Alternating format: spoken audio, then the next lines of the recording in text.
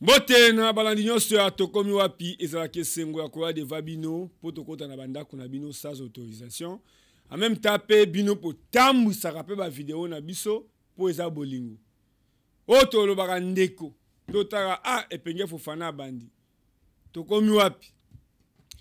Na minute yo mwana mboka Augustin Kabuya azoyamba bato. Me mutune ezaka mokoti. Bao baboyaki ye. Mais le komi moto to azokuta na ye azoseka. Je vous expliquer bisota.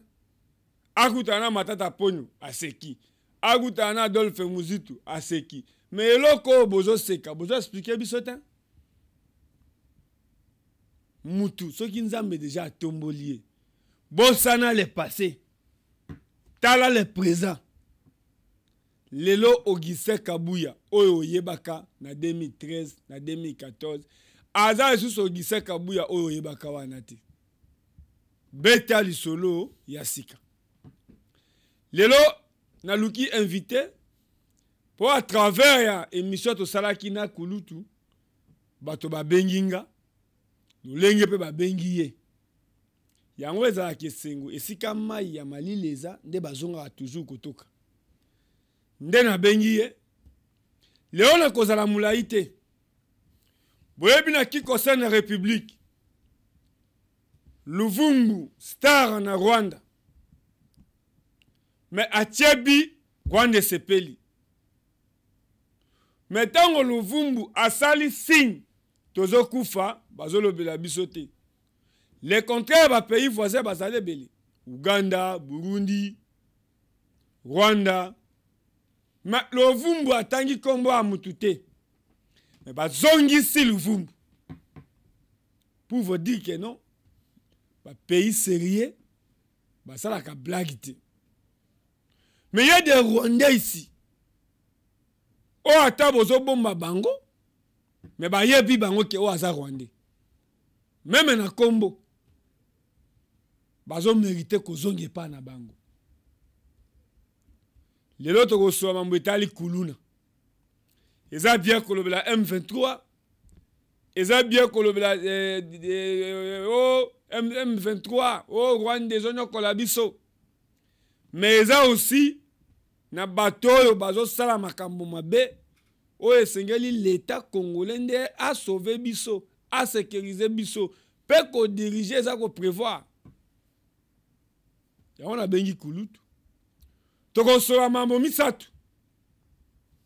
Kuluna pourquoi zo silate? Hier qui ko proposer biso ba solution to si sa kuluna. Parce que ça na ba colonel, on va sali ba 5 ans, 6 ans, 7 ans, 3 ans et si quand moko changement exact pourquoi bozo garder? Boche commandant na sous-7. Na ebi ba policier mususu na commune na Kinshasa na Itaga depuis 2006. Policier aza na quartier, mais quartier wana kuluneza.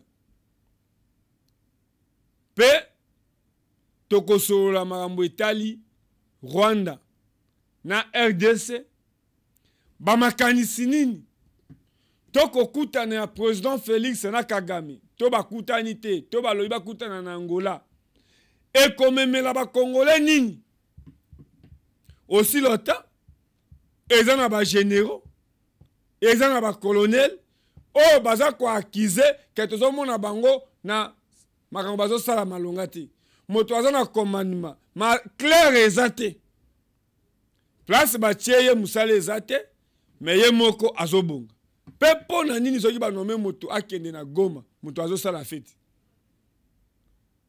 balobi ke yo chargé opération moto azo sala fete mais sika bato bazo kufa nde makambo tozo so na invité na ngai kuluna oyo baza bana ba 45 ans bana 30 ans au moins 13 ans, 14 ans, 18 ans, 19 ans. Mais pourquoi n'époque à général Kanyam Maramboyo et Télémara Mingite peut-être que qui concerne surtout commune à Kisesu, Makala, Bumbu, et ils ont un bateau ba tiki ba mapangu. Mais commandant ville Aza, commandant district Aza, peu gouverneur de la ville Azali. Pour la Robongsambo, ils ont une détermination peu bolingo. Gérard Jekoko Mulumba, Abongisi Wileri, Gambela, Na combien d'états? Merci. Na balandi ato komi wapi? Kulutu. Mbote. Mbote Fofana. Mbote na bakongomani. Mbote na tata mokonzi ya ekolo. Tokopesa mbote pe bongo na Jean-Pierre Bemba Gombo. Pe to sukisi. Bon, to sukisi na lute. Topesi mbote na Fidel Babala. Pe na kopesa mbote mingi na mokolo chaîne oyo ndeko Elisière bisika azali longoni na yo. Mboka zana posana yo pour que au défendre toujours ba intérêt ba congolais oyo mesana déjà ko défendre et vous allez continuer dans ce sens là pour que to sunga ba congomani oyo baza ko mona pasi. Oyebi ke na bengi yo lelo parce que na lobaka toujours rôle ya leki eza ko ba camarade ba yaya tango zo tambwa na yaya oyeba ba nani baza bato batambula na yaya na ngai. Na bengi yo lelo pozo mériter to lobela ki sasa. Boy. Na sentiment te. Soro tali ki concerne M23, qui concerne Rwanda. Aux autres, la moto la fils Londula na Paris, modèle à Sangisi, ba français, yo congolais, mobali française, toyo mutuboy, obali ekolo boy, ba sangani, est-il que ça sérieux, intérêt, to bénéfice, c'est te, pombo cannabis, so que kimi ekoti, mboke gagné. Mon roman au niveau à Paris, na mboka mopaya. Lolenge babimi na bana na bango na basi na bango mais au quand misabiso na Congo moto azui poste ministre ozomona ka mituka poso nzoto ebongi mosi otamboka oyo za ministre mboka ezotangisa toujours makila nde na bengi yo to sura mamu Italie Rwanda combien de fois tokosoa na Kagame mais nous avons des Rwandais to wangana te RDC est un pays mounene.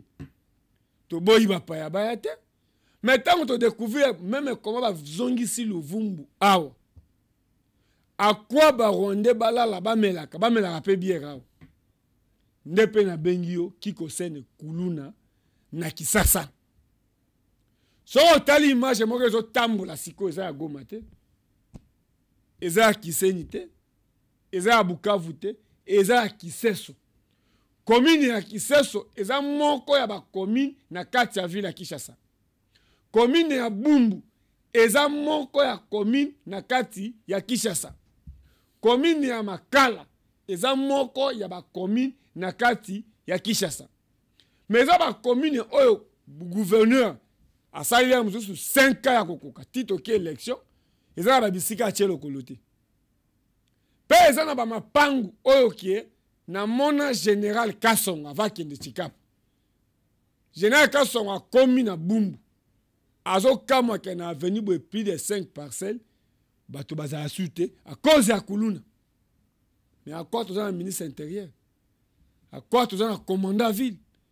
À quoi commandant ville? Aza commandant ville, mais aza na ba commandant ba district. Aza na ba commandant ba sous-siète. Pe dossier à Kuluna oza mupayate.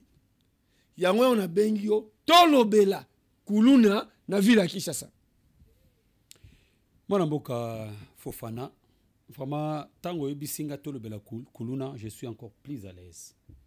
Plus à l'aise pourquoi? Parce que ezali lit oyo biso tokobunda tozoko interpeller ba konzi tous les jours na cadre ya structure oyo biso tokambaka éveil populaire. Je crois que dans d'autres émissions... Même je Blaise Azolandango. Voilà, dans d'autres émissions, nous avons levé l'option, Mikolo Koya, ceux qui nous ont songi na Robenga yo, pour que o accompagner Bisso. C'est permanent. Et c'est la Bisso Toromona, le général Alongaboni, puis Toromona général Blaise, pour que tout solona bango sur la question Oya Kolona. Moi, les gens ça ne va pas. Les gens m'appellent de partout. Nabso Namasina. Kisenso, Matete, Ngaba, Bumbu. Les gens m'appellent. J'ai même des audios. Ceux qui n'ont pas sur Tanzali, n'a pas eu audio moko ya ndeko ya Masina. Oziru tumo kali, ti komina kimbanseke, ozun zela wana njoko, bosawa, bikuku, kuna babi 15 ça ne va pas. En tout cas, cette histoire, c'est très dangereux. Et cette histoire, j'ai comme l'impression, il y a des gens qui sont en train d'entretenir cette histoire de Kolona.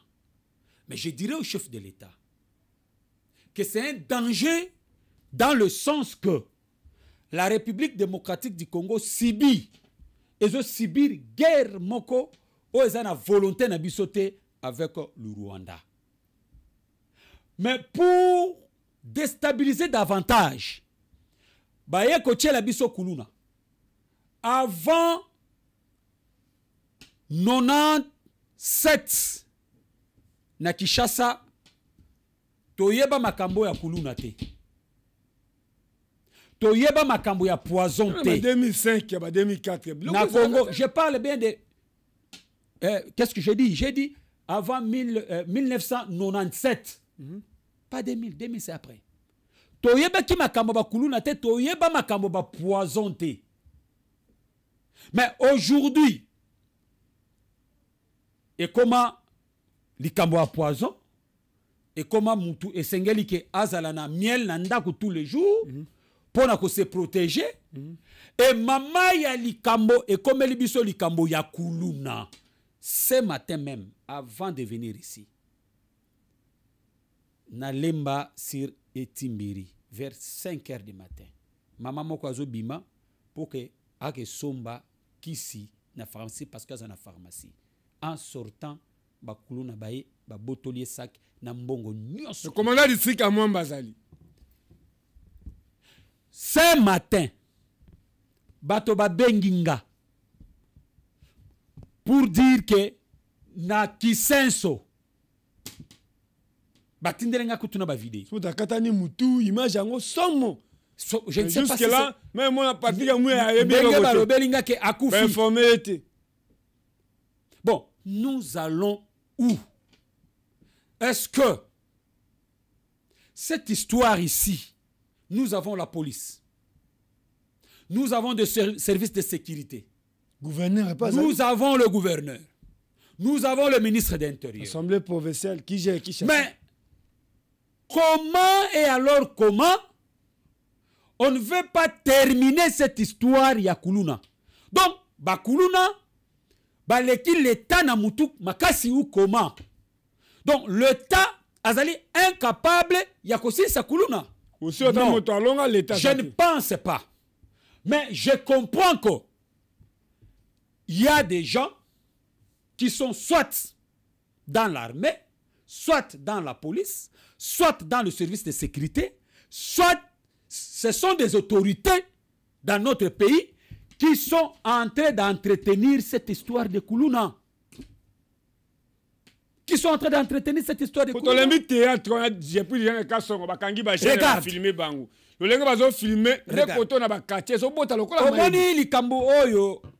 Je salue le vice-premier ministre Jean-Pierre Bemba et le président de la République, le David de la République Félix-Antoine Tshisekedi Tshilombo.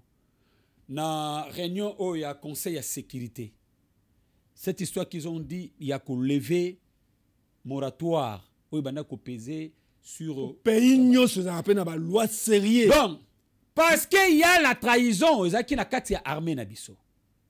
Pour que Makambo Oya est ainsi la té. Mais je comprends aussi que cette histoire de Kuluna, il y a des gens qui sont en train d'entretenir ça pour que ainsi la té. Pour ne pas faire na bango au bango ba Hollanda. Regardez un peu. Nako kende ba étape par étape. Parce que ça, il faut veiller les Congolais, il faut pousser les autorités d'agir. Ça ne va pas. Et ici, je vais m'adresser au général Alonga Boni et je m'adresse au général Blaise Kilemba Lemba. Quand tu as pété ça bien, quand tu as mon côté, ça bien. Parce que mais ville, c'est ça le problème. Je connais les compétences. Mais c'est que je veux qu'il puisse agir. Je prends un peu la commune de Matete, mon frère ami. Donc, quelque part, hein, il y a des autorités qui sont en train d'entretenir cette histoire. Mais quartier sur le 17, on a divisé ça en deux. Côté Alikolo, côté AC. Donc, c'est-à-dire... Je parle de Kisenso. Ouais. Est-ce que j'ai parlé de Matete? Je dis Kisenso. Qu'est-ce qui se passe là-bas?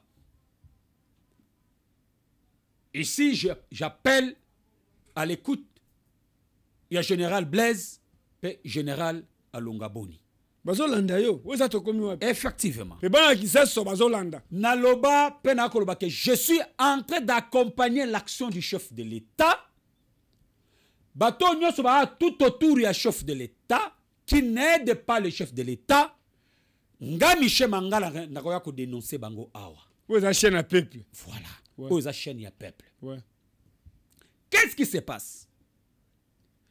Bakabola quartier yo na deux parties. Partie à rue Fulard et ça la gérer na Major Blaise. Na partie au yase côté commune ezali et ça la gérer na colonel Jacques Mputu. Mais yoka mama alikam.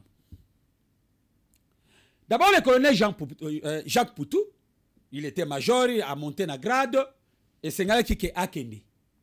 Mais alingi ko kende te azozwa. Voilà. Papa malembe na kokoma. Atika liwana. Bakaboli bango. Mais le bourgmestre Godet Atweli, tu es le professeur. L'inikin. Il y a Inikin. Bazo yo kanate na colonel. Ah bon? Mais là, c'est comme maman li kampo poto okeni na pere yango penza. Bazolanda yo, ya on a luka ki yoti. Voilà. Qu'est-ce qui se passe? Eloko oyo ya bakulu na ekoma kop na bango. Siko na kati ya kop wana ekoma na ba excès. Ba koma ko kanga batutu. Surtout ba mona ba gente. Na pourquoi? Ba mona yo kaka oza ko tambola. Obiena ndeko na mwasi, obiena mwasi na yo. On vient, on met la main sur vous. Bakangi yo. Yo jeune ozo tambola kaka boye, pouk bakangi. Oh katisuki te, oh kangisuki. Oh. Bakozwa yo, ba mema yo sikoyo na 3 sites. Donc, c'est-à-dire quoi? Le major azana site na yo bakangaka batu na ye. Le colonel azana site na ye o bakangaka batu na ye. Et les bourgmestres aussi, azana site na ye o bakangaka batu na ye. Ah, Rwanda azate, hein? C'est des Congolais. Papa, to bananu sérieux. Est-ce que tolingi ba Congolais, tolingi Congo ou toza wana pona cop? Donc, on crée cette histoire. Donc, entre bango na bango, ba oyo kanate. Ba élément na bango essaye que ba sala pe musala poke bango ba surtout le colonel Jacques Mputu. O moneka na kota combien na sans été wana vanda. Ah vous la ka baya. Vous avez sans été, vous avez à fonctionner. Donc, si vous avez kota na bureau qui te zate. Mais comment on se présente qu'on est na kende même na commune ngo mona commune ngo ndenge ali. Allez-y. Allez-y kete la commune ndenge ezali. Kende hôtel ba souciat ndenge ezali. Ba état yango ezali. Donc les autorités oyo bazako créer ba désordre moko e pas ya population, tracasserie et comme à niveau moko aigu. Je dis bien aigu. À Kisenso, les gens meurent tous les jours. Koulouna Eleki, tandis que la police est là. Qu'il fait absolument rien. Mais j'ai appris aussi, dans l'enquête bisoto sala, dans l'investigation bisoto sala, j'ai appris que Bazaka a 3 armes. Misato. C'est pourquoi je voulais un peu interpeller mes généraux, Blaise, non, général Alongaboni. Combien de général a combien? Misato. Mais Bazan a 17 quartiers. Misato, mais Bazan a 17 quartiers. Nagisenso. Ko so oye ko luka ke indi koto, ameta Bazan ba libenge ebele. Voilà. Alors, ici je voulais dire non, général Blaise Pena, général Alongaboni, j'arrive là. Parce que je suis en train de parler au général Alongaboni parce que c'est lui le responsable numéro 1 à la police na Congo. Mais la gestion ya ville à Kinshasa gérer na sécurité à ville à Kinshasa na maboko comment bato ya Jera bato ya Lisala bato ya Bwende bato ya Manyema ba ko se sentir à l'aise. Donc mon frère, il devait donner les moyens possibles pour la sécurité y a personne et leurs biens. Kuluna ba attaquer batu ba ko boma bato aux yeux et aux vies ya ba konzi ya police. Si na niveau to ki ma bandako. Au mona même policier a lobby nini oh moyen ko kene kuna zate pekara attaquer nga. Oui. Donc ezo pesa sécurité pas policier te. Ezo ko pesa force image pas sécurité te et pas policier te pour que agir. Donc image à mboka ezo zala ko kita. Moza fier ko za policier, oza colonel, oza général la police. Je demande ba ya ba pesa ba policier les moyens pour que ba sécuriser la personne. Et en plus, qu'est-ce que vous allez remarquer?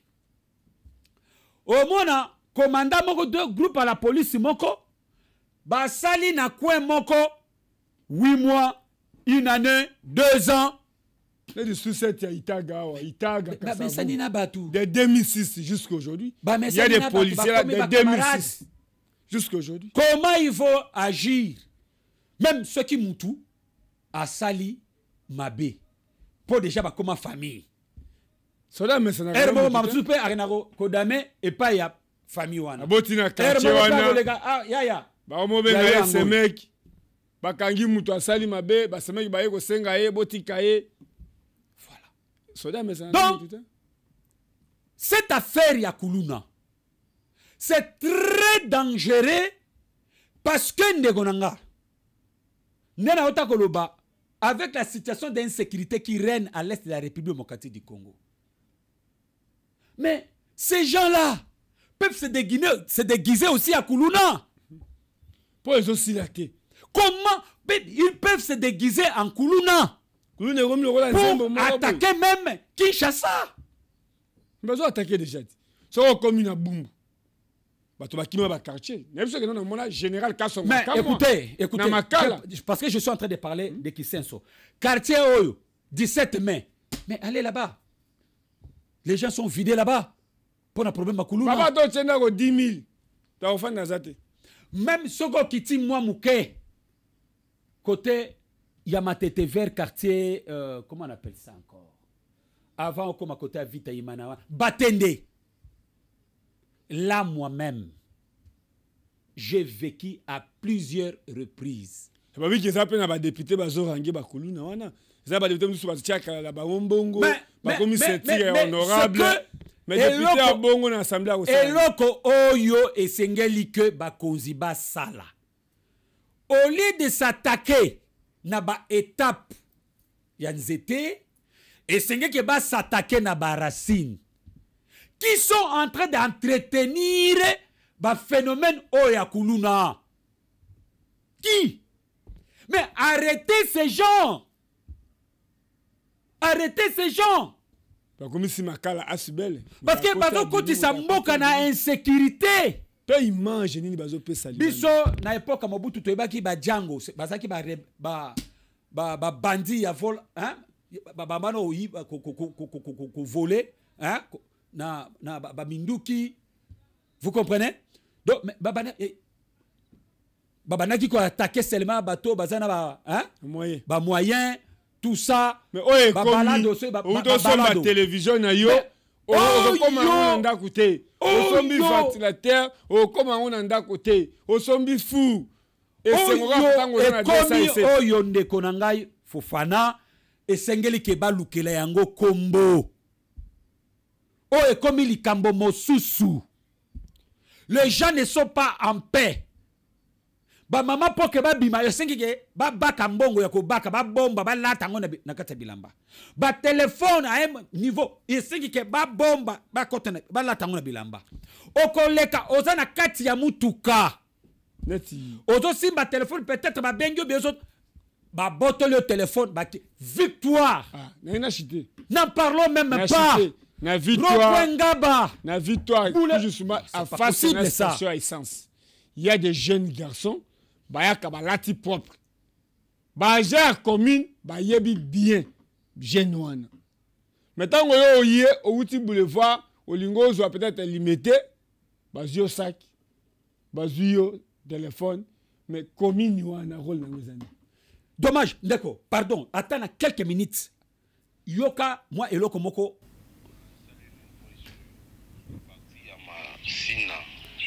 Landa makambo oyo na masina. Comme une agence a permis na ngambu ya masina. Vraiment ces derniers temps, toujours dit que la bavure policière na niveau savanate. Ils en na souciate moko boy, ils en a venu na biso, a venu Mikonga na C na masina quartier 3. Ils en na ndeko moko boy certain. Ndenge toyoki ba information tozui. Azalaka premièrement Kuluna, deuxièmement avec comme éclaireur. Voilà. Si koyo jeune ayi moko boy azaki azape policier paraît que ça soit capitaine dans le combo na epé dans tindela. Ndi alatisi eteni a commissaire policier a créé souciat na se na biso na veni Mikonga na se. La plupart ba policiers o yazana bango o batambolaka na ye bazape ba Kuluna. Ça dit bah comment chaque pourquoi chaque pourquoi à partir de 17h à osoba policier na ewana bandi ko bivana sa imana prince na ba veni na ba veni ko kanga ba jeune ko kanga ba mama ko kanga ba jeune fille ko kanga ba papa.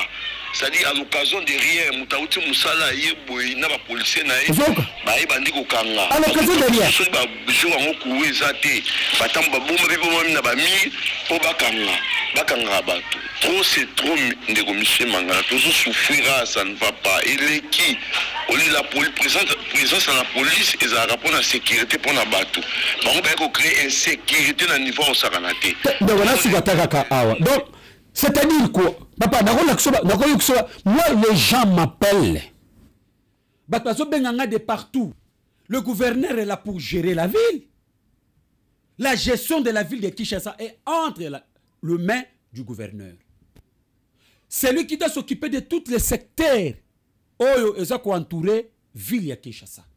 Mais le commandant Blaise, il y a ville à Kinshasa, il est là pour la sécurité des personnes et leurs biens. Mais Moussala Yango. Est-ce que Bazo Sala Yango? Mais quand nous voyons des actes pareils, papa, Oyo qui senso, Tomonika qui senso, Toke Bumbu, tu vois comment les gens meurent na Bumbu. Au moins, combien Bazo Boto la Batuba Biloko. Na Lemba, n'en parle pas. Lemba, Ezali, quartier, il y a évolué. Mais Koulouna, Ekota na Lemba.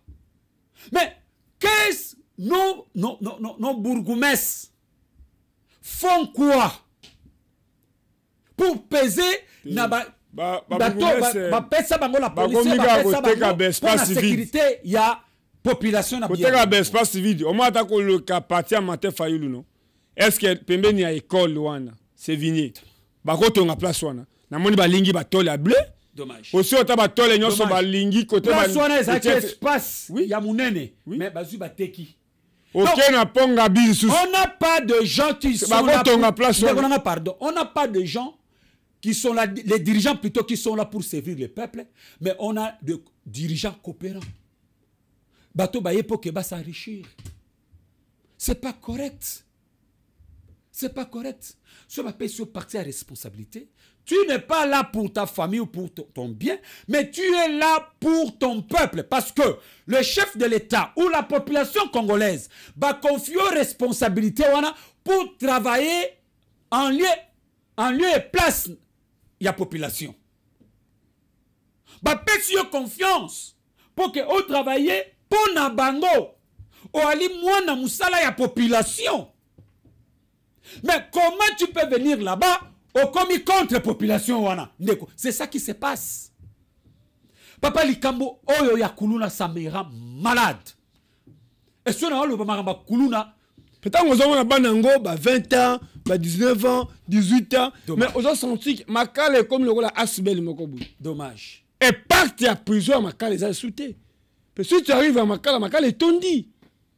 Et ça, bien encore qu'il y a une place à l'éducation. Est-ce que le bouton sera à Makala, à qui qu'on est quoi apprendre, que nous avons à discuter à Batolibanda? Il y a Mahamingi. Mais Makala est comme internat. L'État, je crois que c'est Jacques Rousseau qui a dit que l'État a le rôle d'éduquer,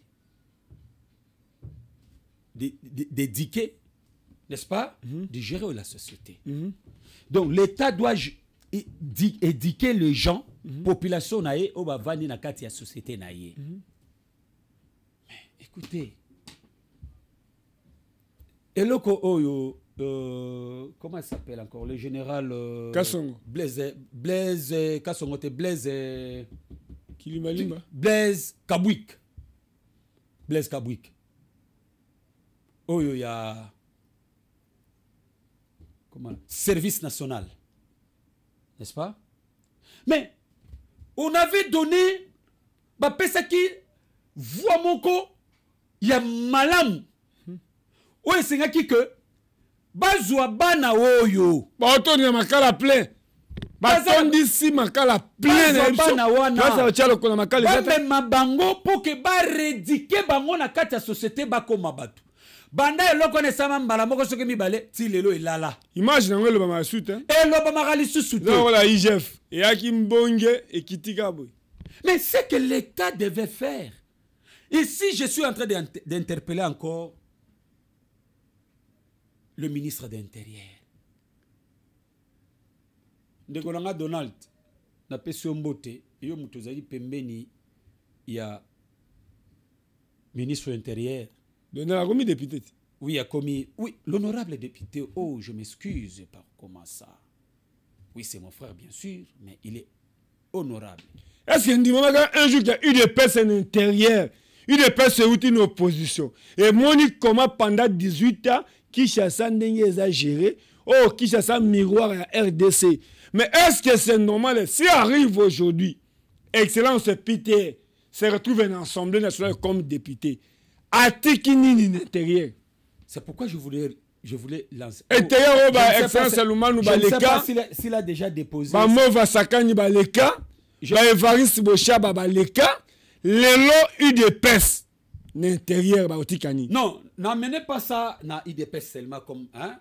Non, mais pour dire IDPS, c'est l'intérieur. Oui, oui, mais je refuse. Oui, oui. Je refuse. IDPS, ça le bat trop. À critiquer trop. Je refuse pas parce que quand ils sont là, balongo na poso ya IDPS ba komi na poso ko servir peuple congolais. Mais côté à IDPS ça ne se retrouver wana. Bon, oui oui. Mais oui, ce que je voulais dire c'est quoi? Bon, Naibi, bon, je crois que est-ce qu'il a déjà déposé sa démission? Non. Les lois ba ministre va boya ko démissionner. Les côtés loi ils ont 5 base à dans l'Assemblée nationale. Ba boya ko démissionner. Combien de ministres va démissionner? Oh là là. Parce qu'il y a beaucoup de ministres qui sont députés nationaux. Mais c'est le chef de l'État, le David de la République Félix Antoine Tshisekedi. Conseil des ministres va que to longola image na kati ya population que bato oyo za ko nommer comme ministre, premier ministre ainsi de suite. Baza wana nde pona kolia misolo ya mboga o bacha na poche. Il devait respecter basali campagne toujours ba ministre ba décision Seigneur proclamé provisoire baza toujours ba ministre chaque conseil des ministres aux hommes na bango en même temps ba député en même temps sous ba ministre oyo ezola kisa ezola kisa que baza wana nde pona kozwa pona kotia na mabenga na bango na poche parce que ça montre pourquoi balingi ko longba ministre mais il fallait pas postuler.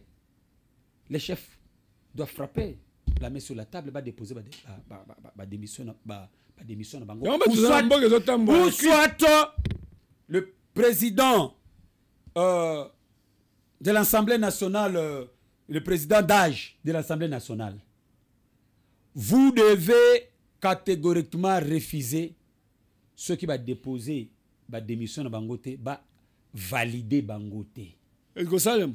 Va valider bangote parce que aboyaki ke muto nyonso za ministre avant que va valider mandat na ye et senga déposer démission. Il devait rester dans cette logique.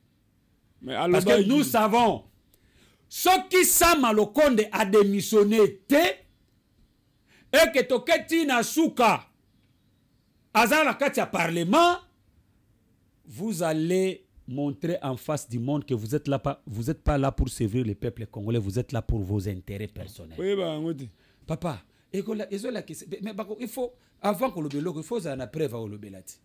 Mais si vous preuve yango biche yango tozo lukati.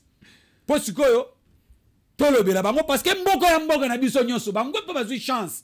Ba comme ba ministre bazala o bango bazali. Mais au lieu que va servir peuple ba comme qu'on travaille pour pour diriger au Salini. C'est pourquoi nous demandons à chef de l'État qu'il faut maintenant à renouveler classe politique. Ah mais ma classe politique yasika pour que va gérer. Batoyo bazali ba député batikala ba député. Il y a beaucoup d'intelligence. Il y a beaucoup d'intelligence qui peut aussi donner bakoya susu na vamu susu pour que batombola mboka. Merci. Ouais, qui va faire Kuluna. Mais nalinga kina lo balikambo o na nga lancer message pour na aussi ça peut te de Peter. Bon, je vois inutile à roloba parce que je m'aimerais bien gouvernement oyo kokota ndena koya ko s'adresser na ministre intérieur. Même la limiter place commerciale, ça ne va pas. Avenir Révolution, éléphant, tropique, ça ne va pas. Ça ne va pas. Phénomène Kuluna est commis oyo vraiment essayer va lukelango kombo mususu. Boule Betty, moi ngana moni ndenge belle sœur nanga. Aye kota la grand frère. Mais ba bengiye baza na première rue. Kenengo boule Betty boye kozongati. Parce que Kuluna ba bimi déjà. Mososo na nyoso soki ba mapango ndenge za na soki ka mbule Betty. Mais ils opèrent Dilandos. Ils opèrent. Bazo benga OK, papa mangala kozongati. Bazo OK la omawa. Nazo na kisasa. Mboka na yo, tu es ezana kibumba te librement mais komi ko banga kobima. C'est-à-dire famille e bengi yo, so tuni yolocide. Même Capella. Côté à maître Toroana, ça ne va pas. Nakauka, ça ne va pas. Et encore un autre élément. Il y a encore un autre élément. Je m'adresse toujours auprès de mes généraux Alonga Boni et le général Blaise Kelemba Lemba. Il devait aussi enquêter dans des camps. Dans des camps militaires. Oui. Dans des cas où là où résident des polices. Parce que ma ben mingi ezo uta na bakan. Na mona na ngwakawa. Bana kalu fungula na bana kachengwa kabakota kabona ngwaka ba beti ba bana basoda. Surtout OK isoke OK ba kato ba mbomu ba iso ba chwapa. Omoni le kola na lemba kama Mobutu. Oui. Bana soba na bana représentant bana respectué. Ezali, je ne sais pas. Ça fait mal aujourd'hui hein. Bazwa banana bango batinda bango ata na formation bakende ko apprendre ba métier. Tout ça ça vient quoi? Parce que ce sont des choses oyo ezo semer insécurité, ezo discréditer l'image ya mboka, ezo causer ba mort, ba confiscation ba bien ya bato. Cela zo tonganda kwa kolala yemoko au moins soda di commerce a mais ba carton ya minene o atonga ti ata plafond. Est-ce que vous avez musala soda? Dommage. Soda zo ti locataire na camp. Soda zo ti civil na camp. Mais à quoi cause la représenter ba militaire?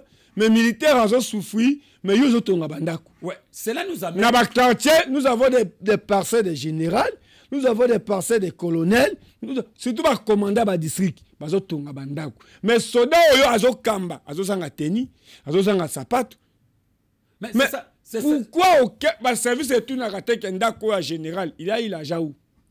C'est le message que je voulais adresser auprès du chef. Ça fait mal. Je voulais.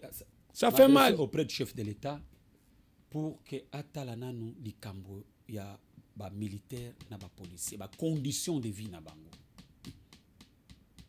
ba condition de vie na bango. Oui o luka intervention baza mutuka te condition mutuka militaire bazo tindika ba tia bango na ba condition ezali ya malamu poto tala est-ce que eloko wana ezali na base ya ba condition de vie oyo bango baza ko vivre ou ezali makambo mosusu parce que makambo ebele ya kuluna oyo ezo uta na kati ya baka militaire par les enfants de militaires ou de policiers.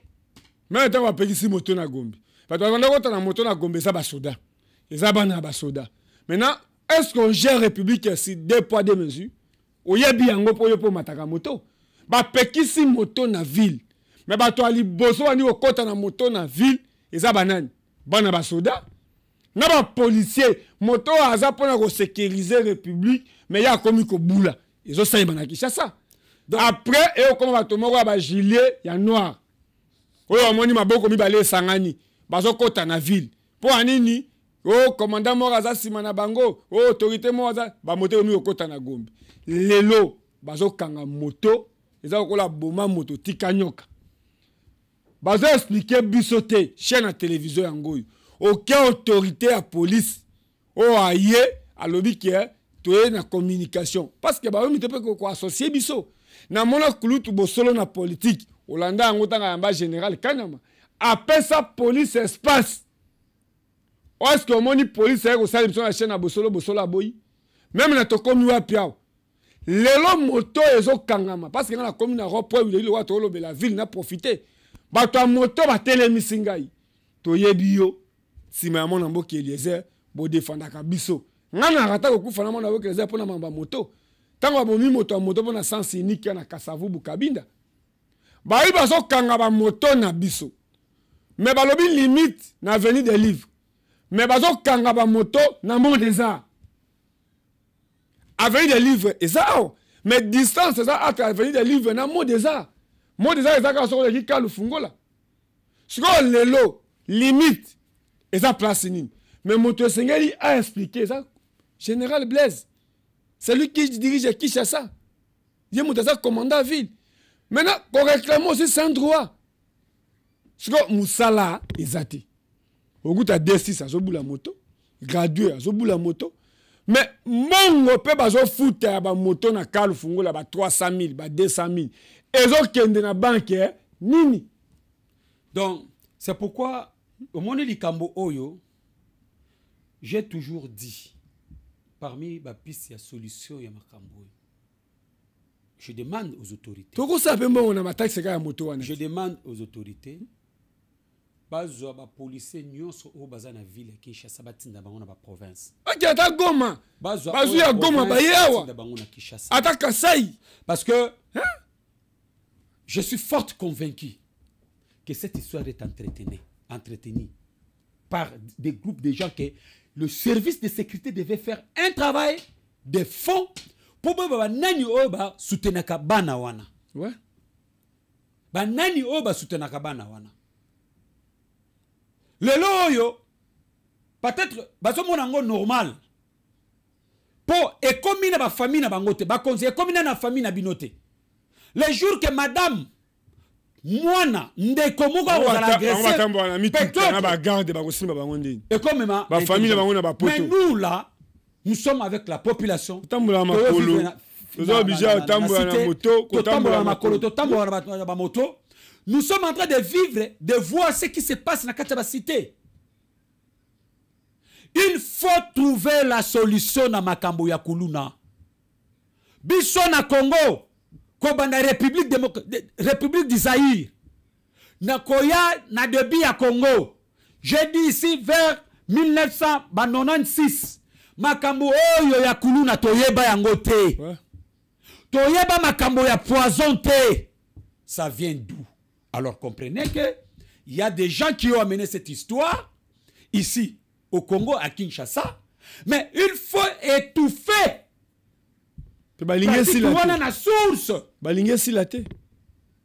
Ça devient trop dangereux. Ça devient dangereux. Donc, Fofana, et loko yo ya kuluna et comme fond de commerce. Il y a ba konzi mosusu na kati ya la police. Et comme ils font des commerces. Au moins na kiseso wana, au moins na kiseso wana ndeko na ngai. Mutake makala 7 fois 8 fois. À partir à 18h, 18h30, 19h, 20h, 20h. policier amona mutu atelema peut-être moi si na mobali baza ko tambola te. Amona jeune garçon est-ce que aza ko tambola te akende ta na coin pour asomba ta lipa. La constitution est interdit loi ni ne comment mi je ne sais pas. Il y a toi tambola na moi cité. Il y a ni comment on appelle même na bilo comment fiancé. Attendez, il y a ezali lo mo ba lo barawana. Voilà comment ça m'échappe encore. Vagabondage. Oui. Oh, vagabondage. Ah! Vous avez en décembre. Déco. Quelqu'un qui a déjà 19 ans. Police. Qui part peut-être dans un coin. Batindiye. Asomba eloko. Oui. 19 heures. Vous arrêtez quelqu'un. Vous arrêtez quelqu'un. Et loko oyo est commis fond de commerce. De comment appeler ça moteur na pour charger ba téléphone, pour charger ba power bank. Et on a ba ki manteke. Ozotu na no o zanga na Kishasa. Oké na ba mbwadi. Oké na ba lutendele. Ozotu na Kishasa. Ba bi gouverneur te, ba bi commandant à ville te. Ndeko Fofana. Même na biku quoi, même na Bosawa. Ndeko Fofana. Ba bi général Blaise te. Je suis en train de dire ça. Attends, on va passer à 1, passe à 2, passe à 3. Je suis en train de dire ça. Non, parce qu'on veut à qui que ce soit. Mais je suis en train de dire ça pour des raisons de sécurité. Parce que mission principale de la police, ils allaient à sécuriser bateau. Bien na bango, wana koma slogan. Mais sikoyo, wana koma slogan, mona boka mangala to ki mission wana ya ko sécuriser bateau na ba bien na bango. Imagine toi police c'est pourquoi pour sécuriser nga mais police azo bonga ko leka ngai omoni que population mais bazana moete bazo tonga banda kwa 3 niveaux 4 niveaux parce que ça commandé à district population maintenant abandi ko bana poto abandi ko bazo tanga na école français abandi ko koma na salaire ni na ba méfiance na la police. Or la population Amina ye ya liboso, ezali la police. Les policiers qui citent les c'est pourquoi moi je sollicite, bon pas sollicité, mais je dis ceci. Bravo, Jean-Pierre Bemba, bravo, chef de l'État Félix Antoine Tshisekedi. Ndenge ba memi, ba militaire na biso na formation, ba ye ba musala ya armée zali nini. C'est pourquoi je demande le général Alonga Boni de former bande qu'on a besoin de police pour pas y avoir mission ya police. Faut contrôler aussi. Mais bien sûr. Il y a sous-set au sali combien d'années. Il y a des gens quartier au sali combien d'années. Et c'est ça aussi. Surtout ba nouveau unité bazana numéro matricule. C'est le numéro matricule de population. Bangonde siko. À mon nom à 50 000, à 20 000. À mon nom à téléphone à Sika. Au Bossane à l'époque, il connaît Bluetooth. Il connaît infrarouge. Tu te rappelles, on a marche. Bazou téléphone, il connaît Bluetooth. Il connaît infrarouge. Motaro ba bongo nani policier. Donc, bref, pour terminer parce que nous sommes à la fin. Nako senga na bakonzi ya mboka. Batala likambo oyo ya koluna.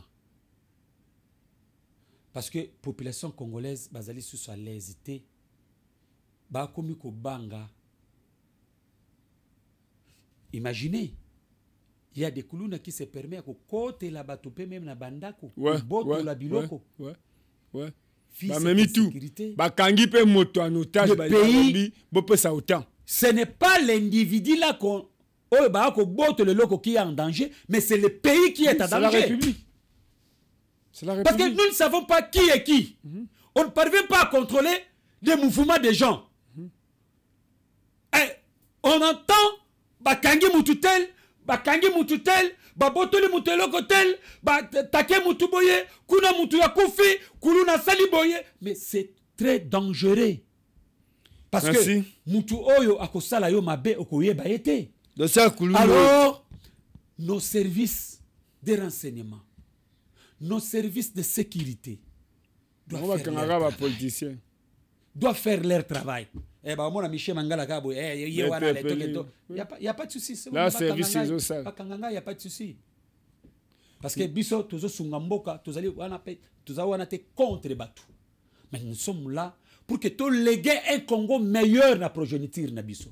Nous sommes en train de souffrir. Toza ko kemba, toza ko mona pasi, toza ko tambola makolo.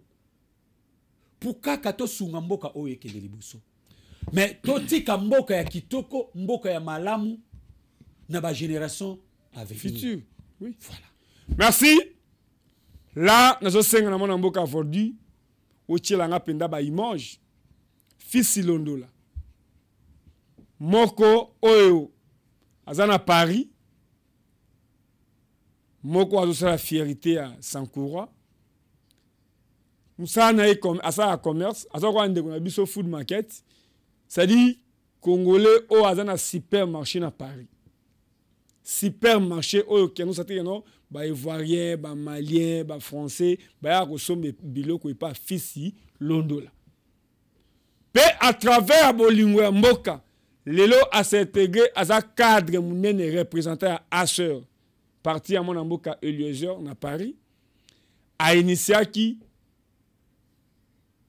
Rwanda ndenge abimina poisa à travers ya image ya mon mboka Luvumbu o acheka bi asalika signe mais Rwanda a aucun mal à l'aise boloi ko étouffer message ya ba léopard mais message en tambo mikoleka et tambo likoleka bota na Paris bato baza ba ministre te bato baza ba nomination te mais ba bimina bana na bango na mboko l'état zali na mboko ya mibeko pe bokota olenge bana bazo tanga ba message bazo partager passe na bato na biso ya est oya komona pays voisin lokola Rwanda mais yo moto se trouver ministre mbalombala république epesi yo tout mais mituna au sala parti politique yo on me meni république nini.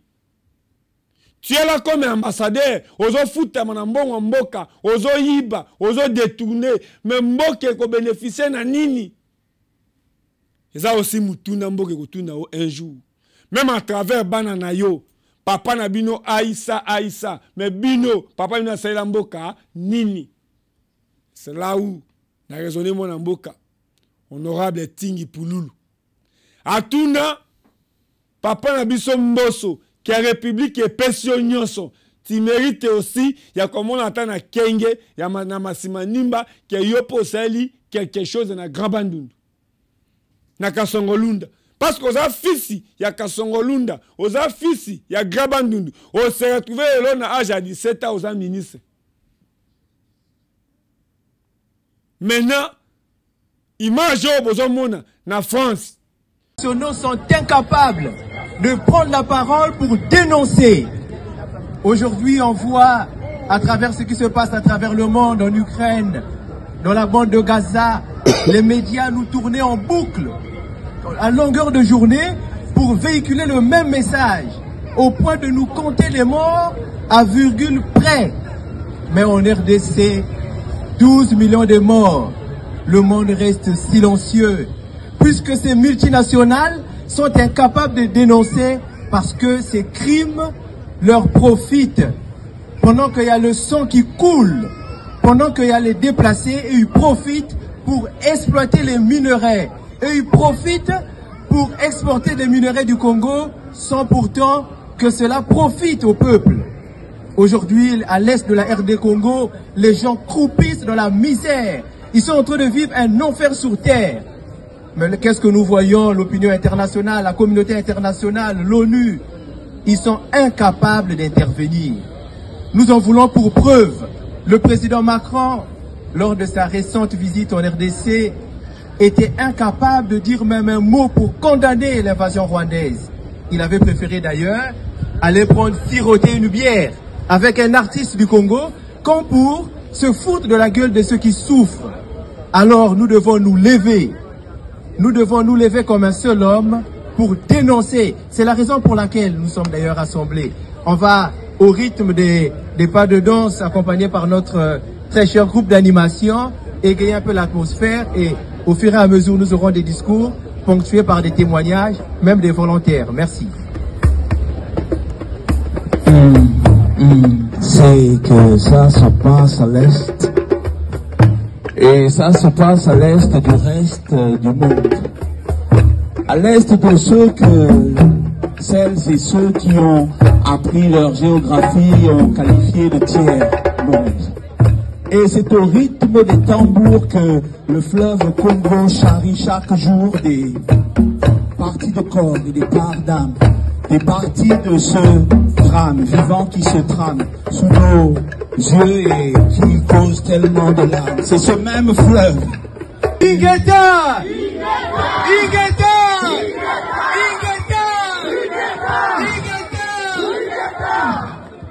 Alors, chers amis, comme on l'a dit, nous avons la même couleur du sang, quelle que soit la couleur. La souffrance n'est pas revêtue d'une couleur, que ce soit ceux qui souffrent à Gaza, que ce soit ceux qui souffrent à l'est de la RDC. Nous dénonçons les mêmes massacres parce que nous avons les mêmes commoditaires, nous avons le dénominateur commun qui est ensemble. Ce sont les mêmes qui foutent la merde au Congo et qui sont aujourd'hui en train d'orchestrer la même merde à Gaza.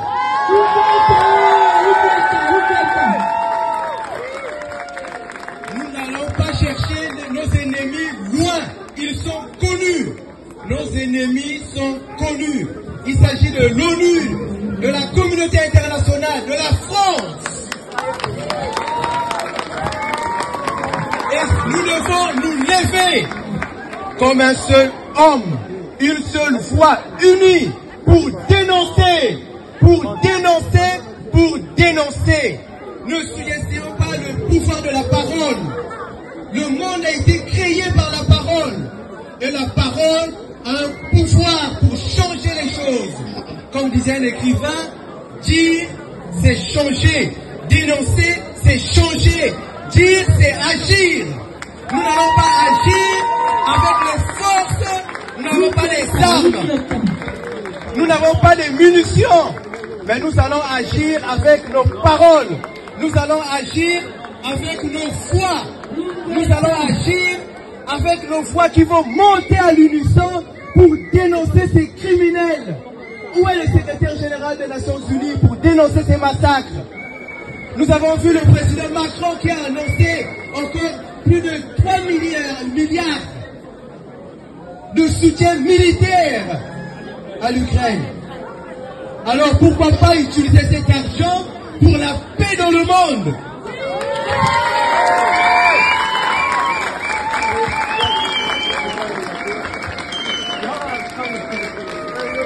Ils ont l'argent pour soutenir la guerre, mais ils n'ont pas l'argent pour l'arrêter, parce qu'ils ont un profit derrière.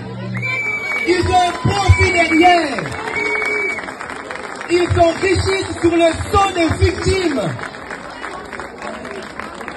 Chers amis, ne sous-estimons pas nos voix. Toute révolution commence par des gouttes d'eau. Comme on dit, ce sont des petits cours d'eau qui forment l'océan. C'est à nous de garder la constance pour dénoncer avec force ces massacres comme ça se passe à Gaza. Personne ne prend la parole pour dénoncer. Ils masquent cette agression sous le label du terrorisme. Alors une personne qui se défend est appelée terroriste. Nous devons nous lever. Ils ont trop tué. Ils continuent à massacrer.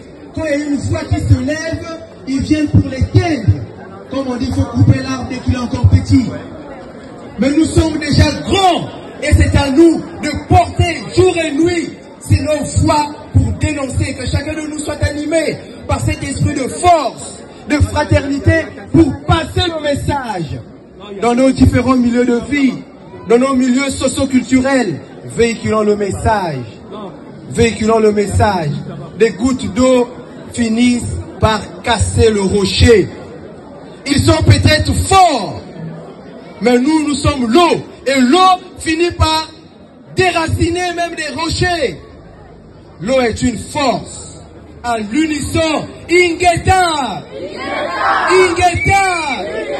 Ingeta! Merci. Les enfants du Congo, comme les enfants de Gaza, ce sont nos enfants.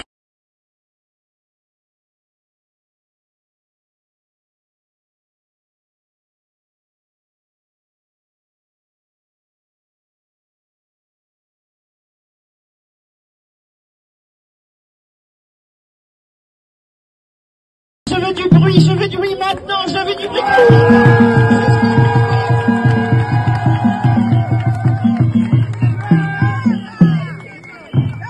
Je voulais quand même demander à Madame la députée de dire, même avec son accent, Ingeta.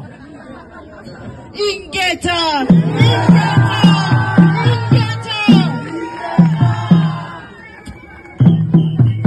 Tiens, fils.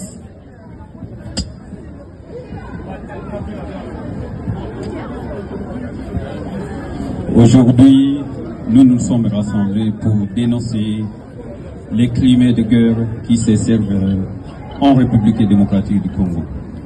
J'aimerais ensemble vous exprimer toute ma gratitude au nom du comité d'organisation pour votre présence à cette... Congolais nous sont telemi, otali papa na biso pasteur en Afrique du Sud, mais à Bangité, à les États-Unis. Cette année, Dieu n'est pas le Dieu de blagues.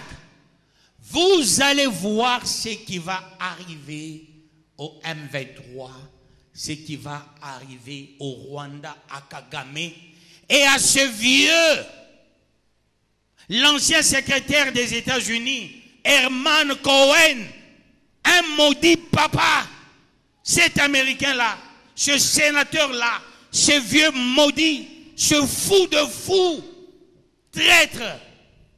À son âge-là, il est traître. Herman Cohen, je cite Herman Cohen, ancien secrétaire des États-Unis. Herman Cohen, aujourd'hui sénateur aux États-Unis. À ton âge, tu n'as même pas honte. Tu veux que les Congolais meurent. Herman Cohen, tu vas mourir bientôt toi-même. Un fou, voyou. Tous les Américains traîtres, les Britanniques traîtres, les Français traîtres, les Belges traîtres, les Rwandais traîtres, même les Congolais traîtres dans la guerre de l'Est. Cette année, la main de Dieu est là, le feu de Dieu est là, la puissante main de Dieu est là. Cette année, il y a les jours à compter. Comptez les jours, vous allez voir, Dieu va agir. Quand vous avez vu, ils ont largué la bombe à Goma. C'est ce qu'on appelle un aveu d'échec. Comme ils sont malmenés, voilà pourquoi ils ont largué la bombe. C'est l'aveu d'échec. Ces gens sont aux abois. Tout président, qu'il soit africain, qu'il soit européen, américain, asiatique, australien, qui est traître dans ce qui nous arrive à l'Est, vous allez voir ce que Dieu va faire. Il y aura même un président qui sera fou. Il va commencer à se déshabiller. Notez cela, peuple de Dieu. Notez, ça va arriver. Ça va arriver. Dieu va frapper. Dieu va agir. Parce que cette fois-ci, Dieu compte beaucoup sur le Congo. Parce que la prière des Congolais arrive à l'oreille de Dieu. C'est l'année de la victoire des Congolais. Cette année, la victoire sur victoire. Peuple de Dieu, il y a des Congolais traîtres qui ne pensent qu'à l'échec de ce pays. Eux-mêmes, ils vivront l'échec parce que Dieu m'a dit, cette année, ça sera autre chose. Pas des idiots de Herman Cohen qui racontent n'importe quoi, un vieux sénateur. Toi, Herman, on va te trouver mort, toi, dans la maison. Fou de fou. Il faut que tu meurs pour nous laisser le temps. Tu as déjà vieilli, tu as déjà beaucoup mangé. Traître dans la guerre israélo-arabe. Rappelle-toi de ta traîtresse dans cette guerre-là. voyou, tu mourras pauvre. Pauvre, je dis bien, parce que il ne va plus toucher à son argent. Il ne va plus toucher à son argent. Il va perdre le goût de la nourriture. Il va perdre le goût de la boisson. Même l'eau, il ne saura pas boire. Parce que Dieu va frapper cet homme d'Herman Cohen, ainsi que les Américains traîtres, les Belges traîtres, les Français traîtres, les Britanniques traîtres, les Rwandais traîtres, les Burundais traîtres. Bon, on bino mataka ba avion, bon louaka ba jet na bongo république, bon zouaka ba honneur pour la république, mais bon saleli république nini. Rwanda on n'est pas à Mobutu a fongola mbangate. Rwanda o seye ba kisa sengando ba kokate. Mais Rwanda, oh lelo, même Tio lelo, il y a des Rwandais ici, il y a des Rwandaises ici. Mais tout ça, la nini, pour aussi en Rwanda. Président de la République, il y a une campagne, à l'obéla qui Rwanda. Et ça, il y a des opposants, il y a des message Rwanda. Mais lelo, il y a sali le vumbu. Étape élection et l'équipe. Parce que lelo s'est trouvé congolais, ni pété, ni eloko. Au l'obéla qui Rwanda. Pour tout le monde, une élection, il y a des candidats qui sont en Rwanda. Si le Rwanda a mis un poisson, bazo kanga militaire rwandais, bazo kanga militaire rwandais, bango bazolo bakelo na ya awa depuis na bomi bato boye. Mais yo moto ozo bénéficier nyonso na Congo, ozo défendre Rwanda. Si lelo à travers un message ya Luvumbu. Rwanda zaka ndeko na biso. C'est mieux ko linga président Félix ko betela ye maboko. Po ya poussa na pembe ina Kagame. Azon mérité quoi expliquer que Kagame azam moto mabe. Pour ya salaki na yeti. O ba soraki to éviter. To mona matanga Etienne Tshisekedi Kagame aye awa bazo sona boko zamboka. Le président comme il expliquer biso que non azam fo mutu. Tondi me la président ou bien tondi me la yo. Kulutu. Manamboka. Na o ezoleka biso na Rwanda. To sala nini? De Kolangai na macharamo na ngate na bango miko nyoso partout je passe. Pour que le Rwanda nous respecte, pour que Kagame nous respecte, nous devons utiliser la théorie du désordre. Le désordre agence l'ordre. Si on va rebombarder tina ba aéroport, panine, silence et radio toujours. Papa Langai. Ceux qui moutou azayo ko menancer yo kangi maboko okomi baba ako continuer ko menancer yo. Mais ceux qui ont sali résistance bo soani na ye bo bundi na ye respect ko kota équilibre des forces. Le Rwanda doit nous respecter. Nous avons l'intérêt aussi de respecter le Rwanda. Mais ici, je voudrais remercier le chef de l'État.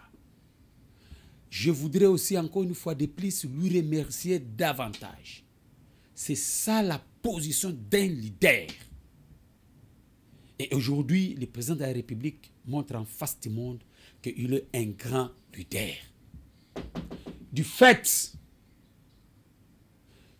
il y a Koboya négociation avec le Rwanda. Avant toute négociation, le Rwanda a zongananu et pas naïe. Comme ça, on négocie. Il faut se préparer la guerre avec le Rwanda pour que tous aient la liberté nabiso. Sans cela, tous aura na kinyate. Quelles que soient les années, ça peut prendre. Oh, to bundana Rwanda, ata 50 ans, ata 100 ans. Mais quand on peut 100 ans, on va carboniser le Rwanda même dans 6 mois. Si nous prenons la décision de faire la guerre avec le Rwanda. Rwanda za kwa Kinshasa. Aza kwa Kinshasa c'est le comme ndambo boy. Tokoko bete missile mokona c'est fini. N'est-ce pas? Et puis guerre silimba la moko. Les gens doivent nous respecter quand même. Nous ne sommes pas leurs femmes ou leurs enfants quand même.